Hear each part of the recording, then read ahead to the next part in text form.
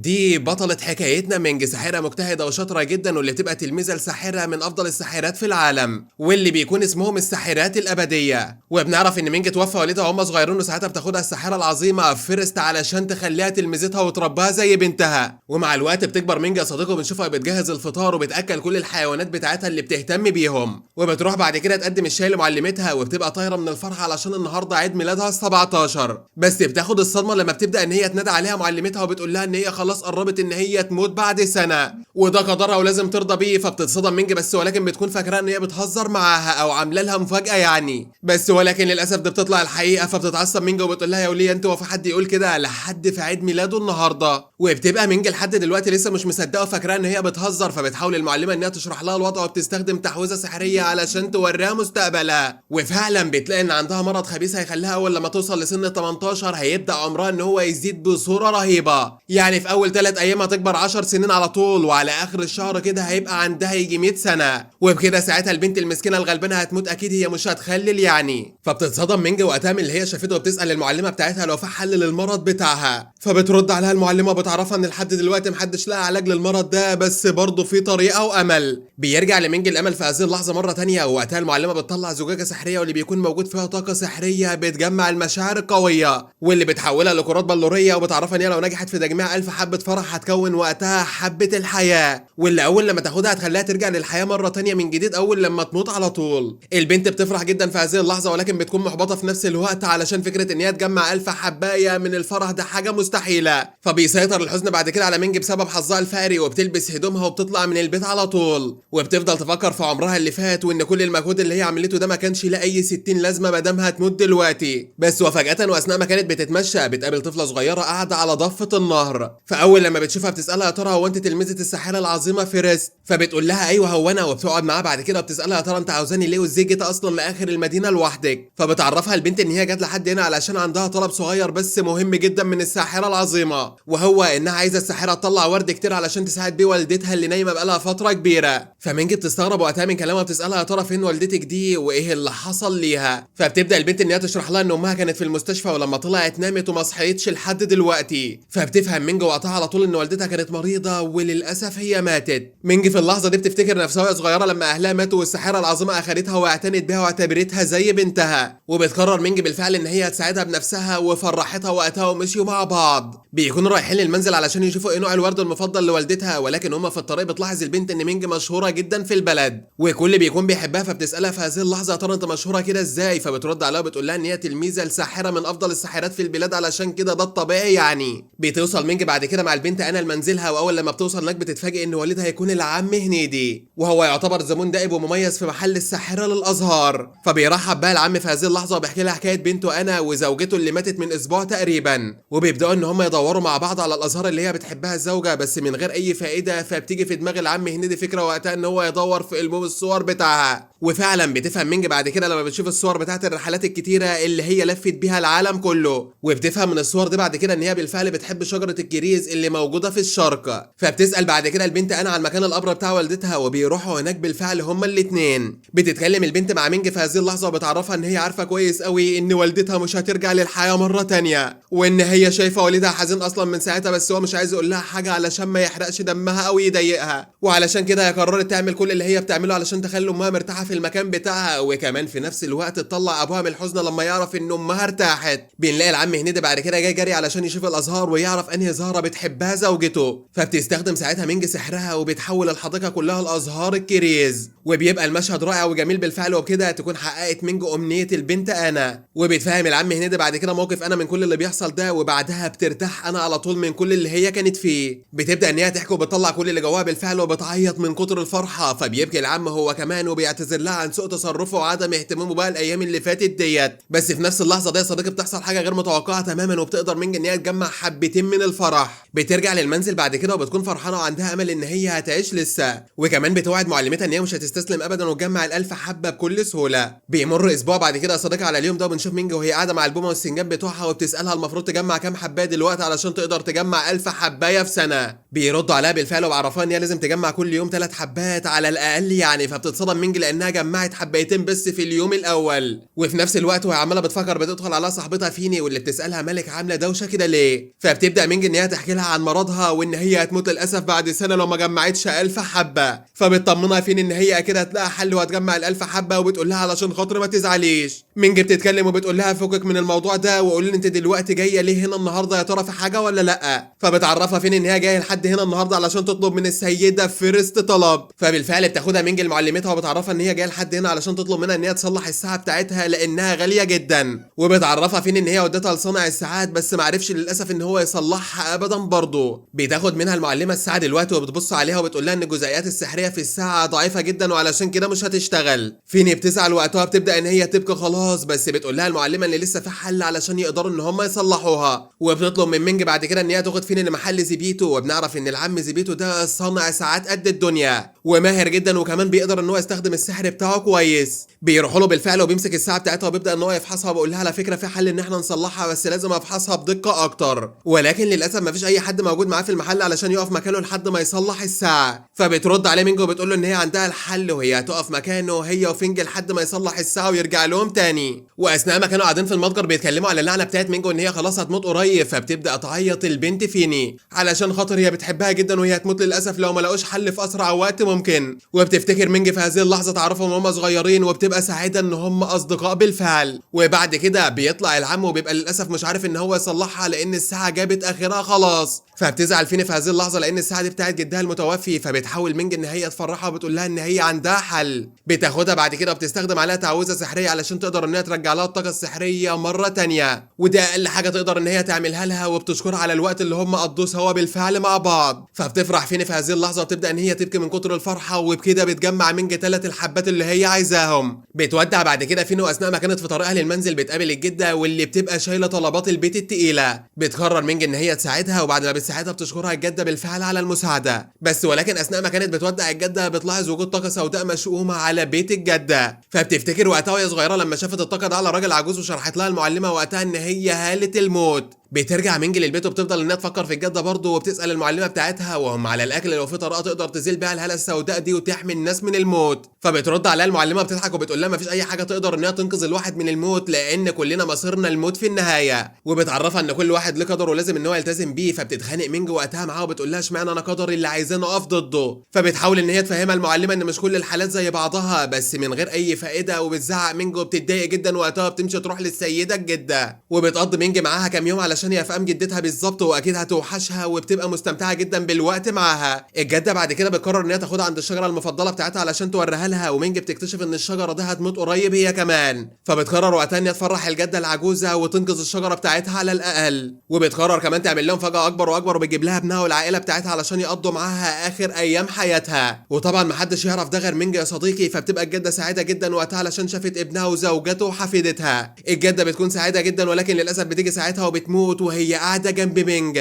وبتيجي المعلمه بعد كده وبتقول للمينج ما تقلقش على الجده علشان هي ماتت وهي سعيده جدا، وبتجمع مينج من تاني دموع الفرح. بعد كده بيعدي كام يوم وبتستعد المعلمه علشان تغادر المنزل علشان تحضر اجتماع كبار الساحرات في امريكا الشماليه. وبيعدي اسبوع على ذهاب الجده وبتبقى مينج كسلانه مقضيها على الاخر طوال الاسبوع ده، وبتكون قاعده بتتفرج على التلفزيون وبتسمع الاخبار عن اجتماع لكبار الساحرات وعن اقامه الساحره الكبيره صوفي موكب مذهل كبير جدا في امريكا. فبتتضايق مينج وقتها لان صوفي ده تعتبر بنت في نفس عمرها وساحره زيها بس بقت مشهوره جدا على مستوى العالم كله والناس كلها بتحبها. بتروح تنام بعد كده في الصباح التاني بتستيقظ على ريحه رجل معفنه جدا، اول ما بتفتح عينيها بتلاقي الساحره النوري قدامها، ودي يعتبر واحده من كبار الساحرات السبعه. فبتسالها مينج وقتها بتعملي ايه هنا يا ترى؟ فبترد عليها الساحره وبتعرفها وبتقول لها انت يا بنت ما بتشوفيش الاخبار ولا ايه؟ انا هنا علشان السحر بيتسبب في تغيير النظام البيئي، وده السبب المعلمه راحت تتحقق منه بنفسها، وعلشان كده المعلمه طلبت من النوري ان هي تفضل مع مينج وتطمن عليها لحد ما ترجع. وبتقرر النوري ان هي تعيش مع مينج في البيت لغايه ما ترجع المعلمه بتاعتها. فبتقول لها مينج انها عندها طلب صغير منها، وبتطلب منها بالفعل ان هي تغسل رجلها المعفنه علشان الريحه اللي طالعه منها. وبتقعد النوري ومينج يتكلموا مع بعض بعد كده عن السحر، وبتجهز مينج الشاي. النوري بعد كده بتسالها ترى اخدت لقب من القاب الساحرات قبل كده ولا لا؟ فبترد عليها البنت بكل غرور وبتقول لها ايوه معايا لقب افضل تلميذه ساحره. وبنعرف بعد كده يا صديقي ان كل ساحره متميزه عندها لقب خاص بيها، وطبعا اللي بيدي اللقب ده هو مجلس السحر،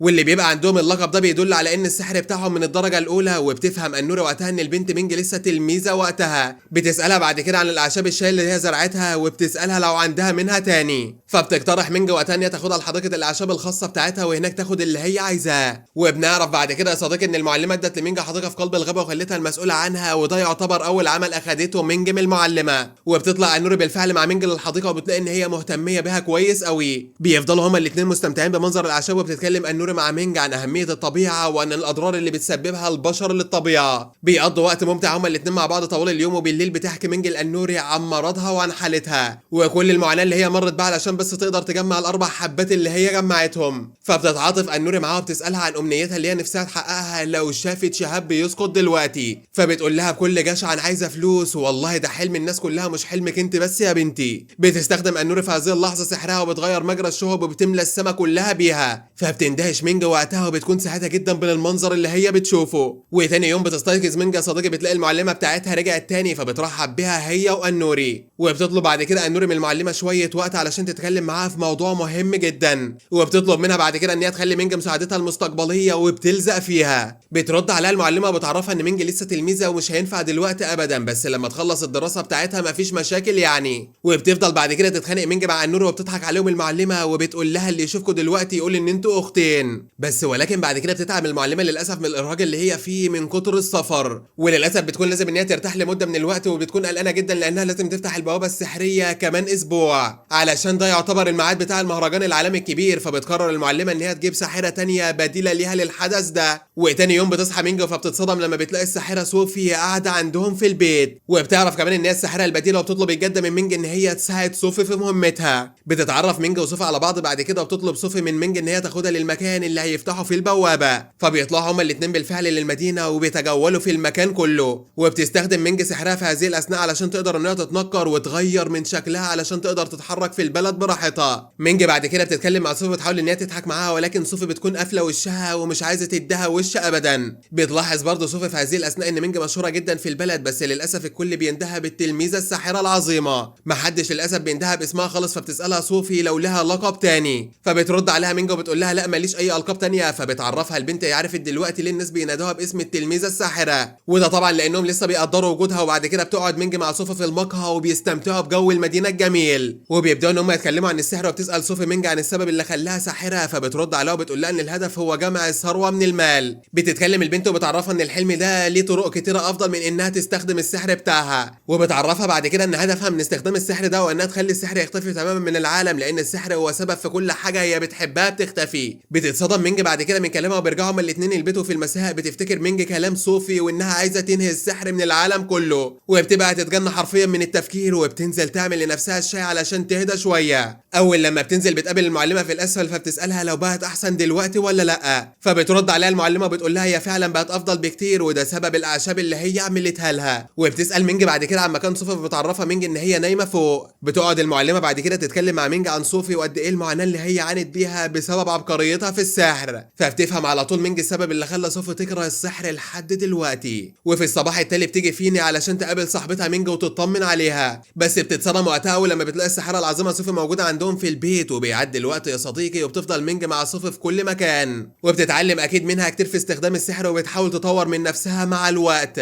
بس ولكن للاسف بدون اي فائده لان لسه رد فعلها ضعيف شويه. ومع الوقت بتبقى صوفي ومينج اصدقاء اعزاء وبيستمتعوا فعلا بوقتهم مع بعض. وبيجي يوم المهرجان يا صديقي وبتفتح صوفي بالفعل البوابه السحريه بتاعتها قدام الكل، بس المره دي بيحصل حاجه غريبه غير العادي، وبتبدا مينج ان هي تساعد صوفي في فتح البوابه. بس ولكن وقتها بيتفاجئوا بطاقه مشحومه بتتفجر من البوابه حرفيا، وبيبقى الوضع خطير جدا. والناس العاديين طبعا ما بيكونوش شايفين اي حاجه لانهم مش سحرة، فبتخاف مينج على الناس العزيزين على قلبها. بتفضل مينج تحارب الطاقه وبتمنعها من الخروج للعالم بتاعهم علشان بس ما تصيبش الناس بالكوارث. وفي الوقت ده يا صديقي بيتجهز صوفي للحاجز اللي هيقضي على الطاقه ديت، بس ولكن للاسف بيبقى الوضع صعب جدا حبتين على مينج وبترهق على طول وبيبقى هيغمى عليها خلاص. بس صوفي بتجهز في اخر لحظاته وبيقدروا بالفعل ان هم ينقذوا الوضع تماما. وبيكمل بعد كده الاحتفال بسلاسه وبيبقى كل الناس فرحانه بالمنظر الجميل، ويبدا اشخاص العالم التاني بالدخول للعالم بتاعهم. وبعد ما بيخلص اليوم الاول للمهرجان يا صديقي بترجع البنتين للمنزل وبتديهم المعلمه مهمه جديده، والمهمه دي ان هم يجهزوا لعرض المهرجان التالي في اليوم الاخير مع بعض. وفعلا بينطلقوا هما الاثنين لتفقد المدينه ويستمتعوا جدا بالاجواء اللي فيها. واثناء ما كانوا ماشيين في الطريق بيقابلوا بنت اسمها ماري، وبتكون شابه وبتيجي للمكان ده كل سنه علشان تقابل حبيبها، لانه طبعا من عالم تاني بس بيجي هنا علشان يشاهد الالعاب الناريه الجميله. بتتصدم مينج اول لما بتسمع كلامها وبتفتكر كلام المعلمه بان صانع الالعاب الناريه مات للاسف بسبب مرض معين. مينج بتعرف ماري بعد كده ان للاسف مفيش العاب ناريه السنه دي، بس بتوعدها ان هي تدور على الراجل ده وتخليه يجي يقابلها في نفس المكان بكره. وبتروح صوفي مع مينج بعد كده علشان يدوروا على الراجل من الوصف اللي ادته لها ماري، وفعلا بيلاقوه بتجري وراه مينج علشان تكلمه. بس ولكن الغريب بقى ان هو بيبقى شكله مرعب جدا، فبيهرب منها الراجل على طول اول لما بيشوفها. بيطاردوا مينج وماري في هذه الاثناء وبتستخدم سحرها وبيقدروا ان هم يوقفوه بالفعل. بتساله مينج بعد كده عن السبب هروبه منها، فبيرد عليها وبيقول لها ان لقيت واحده مجنونه ومرعبه بتجري ورايا، عايزاني اعمل ايه يعني؟ بترد عليها وبتقول له سيبك من الكلام العبيط ده، المهم في واحده عايزه تقابلك وهي قابلتك السنه اللي فاتت. بيرد عليها وبيقول لها ايوه انا فاكر ان انا قابلتها السنه اللي فاتت في المهرجان، بس انا مش لازم اقابلها دلوقتي للاسف، لان انا الراجل دلوقتي مستذئب فاكيد هي هتخاف مني ومن شكل المرعب. فبتزعق له مينج في هذه اللحظه وبتشجعه علشان ان هو يقابلها، وفعلا بينجح الوضع وبترجع مينج مع صوفي للمنزل علشان يجهزوا الخطه بتاعتهم. وكمان بيشوفوا حل العمل الالعاب الناريه، بس في المساء بنشوفهم لما بيتكلموا عن السحر، وبتقنع مينج صوفي ان السحر حاجه جميله جدا مش سيئه خالص زي ما هي فاكره، وبتحكي لها كمان عن حياتها وهي طفله وعن مرضها وان هي هتموت خلال سنه كمان. فبتتصدم صوفي اول لما بتسمع الكلام ده وبتبكي وقتها علشان مينج هتموت خلاص للاسف. بس ولكن بتهديها مينج وبتقول لها ان هي اكيد هتلاقي حل علشان تقدر عايشه معاها على طول. وفي المساء التالي في المهرجان بيبدا مينج وصوفي في العرض بتاعهم في الموكب، وبيبقى الناس كلها مستمتعه صديقي بالعرض حتى مينج هي كمان. وبتشوف بعد كده مينج الراجل المستذئب وهو رايح علشان يقابل ماري، فبتبتسم صوفي وبتجري تقابل الراجل المستذئب هي كمان، وبتاخده بعد كده علشان يقابل ماري، وبتضرب الالعاب الناريه بصوره جميله جدا هي وصوفي في السماء. وبعدها بتلاحظ ان الراجل المستذئب هو وماري قاعدين مع بعض ومستمتعين جدا بوقتهم. وبكده يا صديقي يكون خلص المهرجان على خير، والجميع بيكون سعداء وطايرين من الفرحه. وفي اليوم التالي يا صديقي بيعملوا عقد مع ماري والراجل المستذئب ده علشان يقدروا ان هم يعيشوا مع بعض للابد، وبيبداوا ان هم يبكوا من الفرحه، وبتكسب ماري دموع فرحه جديده. وفي الوقت نفسه بتستعد صوفي للذهاب وتودع صديقتها العزيزه مينج، وبتخليها ان هي توعدها ان هي مش هتموت ابدا، وان هي ما تستسلمش ابدا للمرض الخبيث اللي عندها، والا هتقتلها بنفسها حتى لو دخلت للجحيم.